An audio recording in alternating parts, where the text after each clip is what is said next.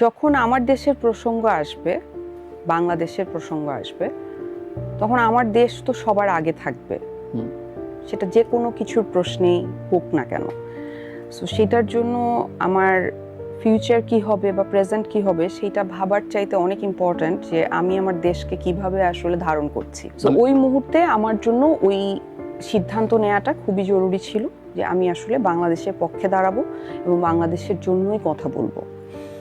আর আমি বিশাল ভারদ্বাজে শুটিং করে আসার পর থেকেই, এটা জুলাই অভ্যুত্থানেরও অনেক আগে, প্রায় 1.5 বছর 2 বছর আগে থেকেই ওরা আমাকে ভিসা দিচ্ছিল না ইন্ডিয়া থেকে।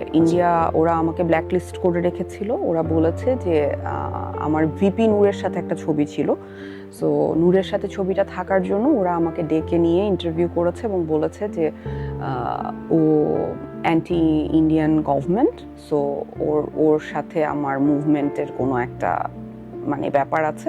সো এই জন্য কিন্তু আমি আসলে প্রায় 2 বছর থেকেই আমি ভিসা পাচ্ছিলাম না।